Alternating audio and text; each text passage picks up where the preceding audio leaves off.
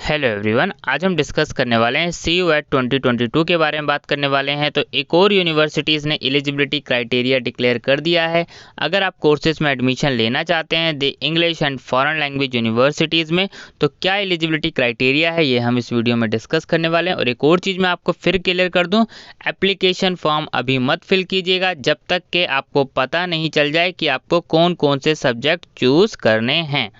ये चीज़ें आपको ध्यान रखनी है। अगर आपने एप्लीकेशन फॉर्म फिल कर दिया तो आपको नुकसान हो सकता है। तो जिस यूनिवर्सिटीज़ में एडमिशन आपको लेना है उस यूनिवर्सिटीज़ का आपको एलिजिबिलिटी क्राइटेरिया ध्यान रखना है। वैसे जो नॉर्मली एलिजिबिलिटी क्राइटेरिया है ज़्यादातर यूनिवर्सिटीज़ का सेम ही रहता है, लेकिन फिर भी बहुत अलग अलग क्राइटेरिया भी रहता है कुछ कोर्सेज में, तो ये आपको ध्यान रखना है। चलिए मैं इसमें आपको फटाफट इसमें एलिजिबिलिटी क्राइटेरिया बता देता हूँ कि क्या एलिजिबिलिटी क्राइटेरिया है।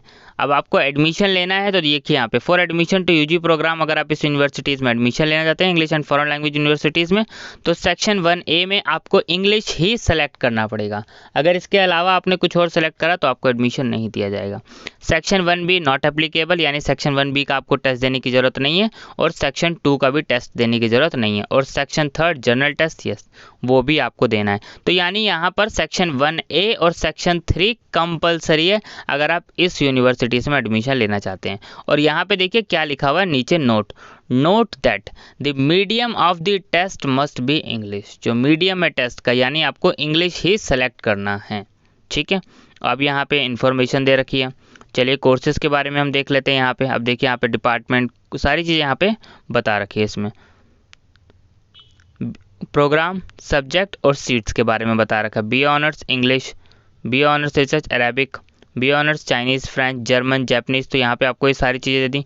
UG programme offered at regional campus, उसकी भी दे दी सीटें, तो यहाँ पे आपको सारी चीज़ें बता दी। ठीक है, अगला देखते हैं।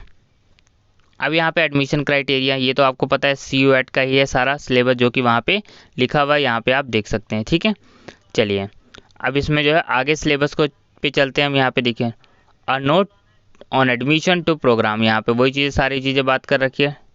ये रहा आपका एलिजिबिलिटी क्राइटेरिया। अब देखिए आप बी ऑनर्स इंग्लिश में एडमिशन लेना चाहते हैं, यहाँ पे आपको प्लेस बता रखा है, ड्यूरेशंस बता रखी है, सेमेस्टर के एलिजिबिलिटी क्राइटेरिया क्या है।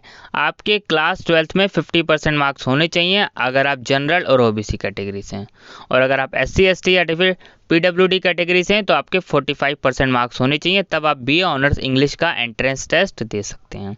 ऐसे ही B honours journalism and mass communication का नॉर्मली जो एलिजिबिलिटी क्राइटेरिया है वो सारा जो है सेम ही है, 50% और 45% का ही क्राइटेरिया है। ठीक है, तो ये आप देख सकते हैं। ठीक है, इसको आप जो है साइट से भी जो है डाउनलोड कर सकते हैं। मैं साइट का लिंक आपको जो है डिस्क्रिप्शन बॉक्स में दे दूंगा, ताकि डायरेक्टली आप जो है यूनिवर्सिटीज़ की साइट पे पहुंच जाएंगे, the English and foreign language universities. ठीक है, थैंक यू।